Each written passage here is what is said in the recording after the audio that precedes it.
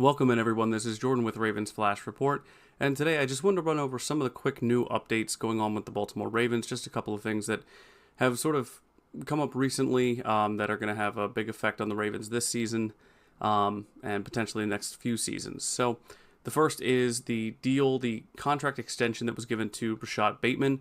It is a 3-year deal, a 3-year extension on his past extension from last year. Worth $36.75 million with $20 million guaranteed. So this is a 3-year extension on top of the 2-year extension that he got last offseason, which took him to the end of 2026. So this would thereby extend him to 2029, I believe. So double check me if that's correct or not, because Over the Cap doesn't actually have that listed yet. So yeah, I mean, last year he put up career best numbers, but again, given the fact that he wasn't healthy for most of his rookie and sophomore season, and didn't play in all the games in his third year, but again, he's just more targets. The touchdown percentage is much higher. I mean, he had 9 touchdowns and he had never had more than 2 in any season before that. So last year, 756 yards, 9 touchdowns, 45 receptions, averaging 16.8 yards per reception. And again, you can see as you go through the season, there's a couple games where, I mean, the Philly game, he didn't have anything. I think he was injured or something. But, it heavily relied upon, especially late in the game. I mean, from the Chargers game on, there was basically only one game that he played in, the Houston game, which, I mean, we didn't even need him to score, but he scored in every game up until that. And there was the stat that during the regular season, every game that he scored a touchdown, we won. So I think this deal is sort of paying respects to him for taking such a team-friendly deal. I did a video a couple months ago about the value that you get out of Rashard Bateman on the current deal that he was on, and sort of comparing that to some of the others around the league. This one, obviously, that value is diminished a bit, but again, what you're doing is you're securing your young core of wide receivers for the foreseeable future. And what I think a lot of this does is, so these are his numbers for Over the Cap as of right now. And again, what you're getting out of it for what you're paying is just, it's incredible value. And even with the $20 million guaranteed, 36.75 over the next, the following 3 years beyond 2026, it's only ever going to go up. And I think I saw somebody, I was reading on Reddit, somebody said that they was like the 33rd highest paid wide receiver per year on this new deal, which, again, if you're Baltimore and you've been a fan for a while, you know that the nickname for Baltimore was the place that receivers go to die, or their careers, basically. And I mean, we're bringing in DeAndre Hopkins. He's in no way at the end of, or his career is not over necessarily, but he is a more veteran and experienced receiver. But that's sort of not necessarily the case anymore. Not just because, Lamar Jackson has been given a offensive coordinator that actually wants him to pass the ball, but just because, again, their style of offense is a pick your poison offense, which means the wide receivers, the receiving options, including the tight ends and receivers, they have to all be viable threats. So it's not enough. You can't have just like, Kamar Aiken out there, or Marlon Brown, or you can't just have these, bottom feeder guys. And so if you're going to have guys like a Bateman, who, for all intents and purposes, he could actually see an even bigger year next year. A lot of people foresee that. I foresee that. I think he's in to have another big jump next season. But what this also does, I think, locking him up right now for a contract extension at not top of the market money. We didn't overpay for Rashard Bateman. But what I think this does is I think it makes the decision next offseason when it comes to Andrews and likely a little bit more, not easier, but there's less other things to confuse the situation. There's not as much money that has to go to other people as well. We'll see what Odafe Oweh does this year. Obviously, he's bulked up recently. A couple pictures say he's put on 20 pounds, which is fantastic.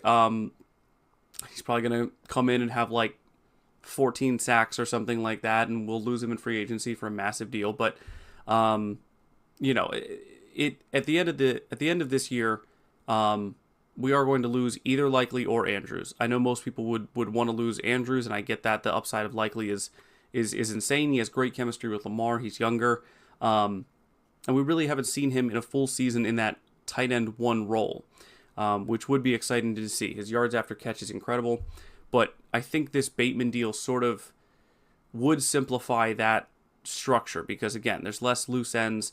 There's less, okay, we have to secure, because we're going to have to secure Zay. Obviously we picked up the fifth-year option on Hamilton, but we didn't on Linderbaum. They're probably going to try to just work out a contract with him.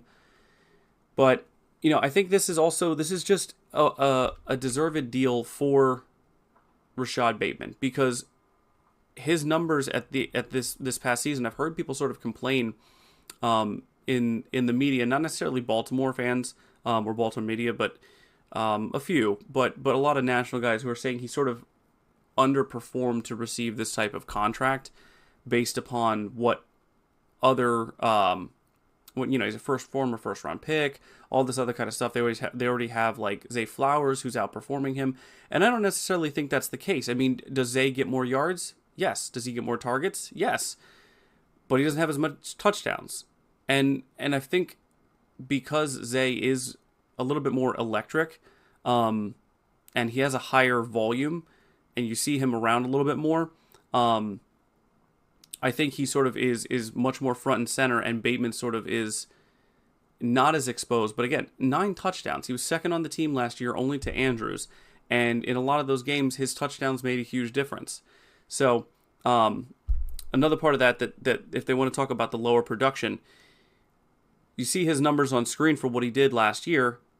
In 2012, our Super Bowl winning year, where we had Anquan Bolden, Torrey Smith, Dennis Pitta.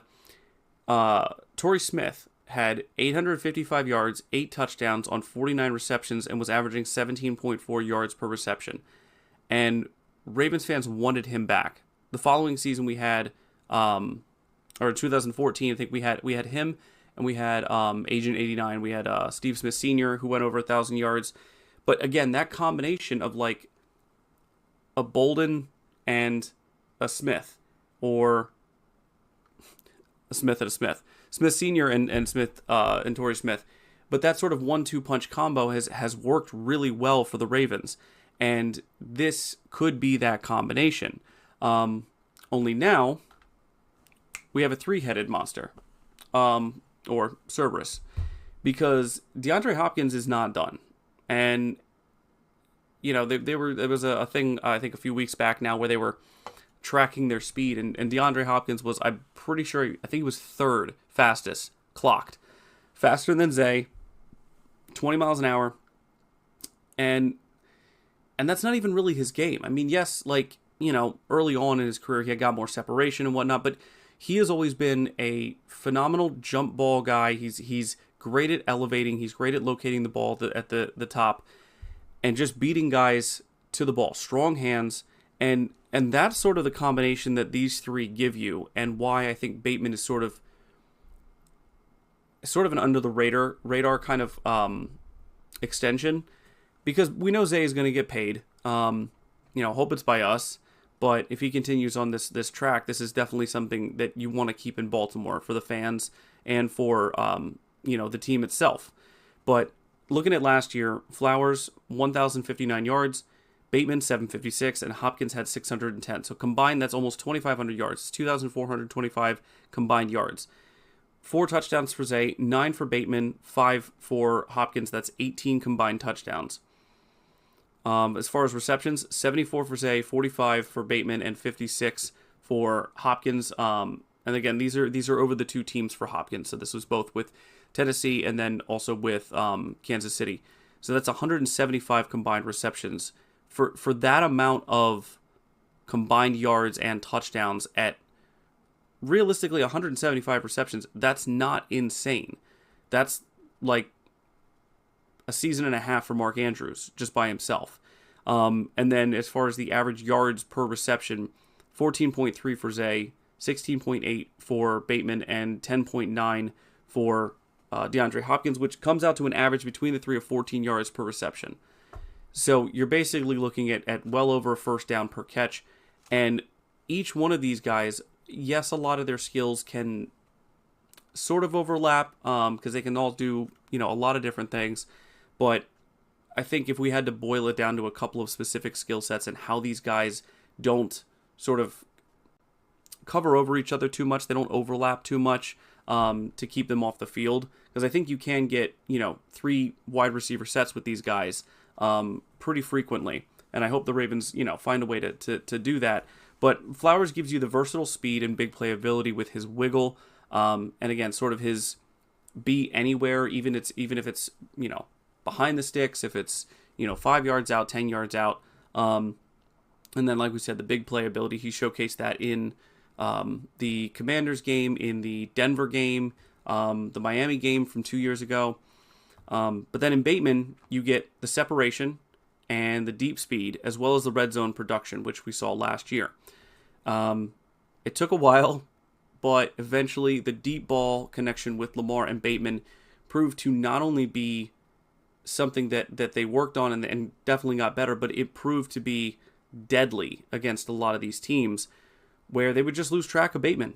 He would just put on a move, and then he's open on the sideline, and we know Lamar is great at hitting guys down the field on the sideline. And then Hopkins gives you jump ball ability, insane catch radius with great hands, plus 12 years of experience. So again, mentorship for some of the younger guys, and he's already talked about having that role and embracing that role, and he has over the past couple of years. But for guys like Bateman and Flowers, where they have already done a lot, especially last year for the franchise and for Lamar, having a guy like DeAndre Hopkins to sort of teach them a little bit more, more nuance and everything. Both Bateman and Flowers are great route runners, but they're not really elevate, go up and get the ball. And I think Bateman could be a little bit more of that. Him and Zay sort of fill the same role in the red zone, where they just sort of, I won't simplify it this way too much, but they sort of just run through the back of the end zone. And it's worked out really well, right? But that's one of the things that I think Isaiah likely has given the Ravens that Mark Andrews does, but likely just has a great way of just elevating and Lamar finding him in the red zone, in the end zone, and he just elevates and goes up and grabs the ball out of somebody's hands or just over a defender. And I think if Hopkins can teach these guys that, a little bit more of that, then that's going to be something that's, extremely valuable,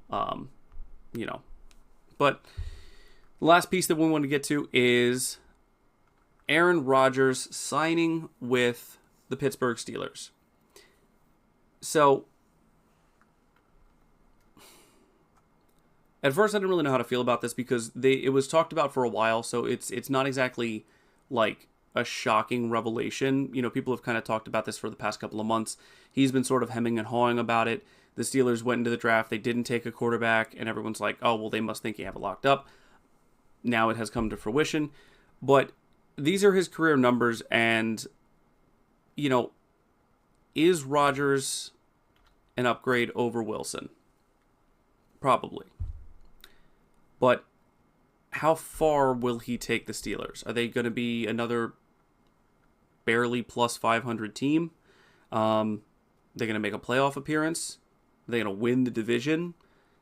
I don't really think so. I'm not really scared of Rodgers, and I wasn't scared of Wilson either.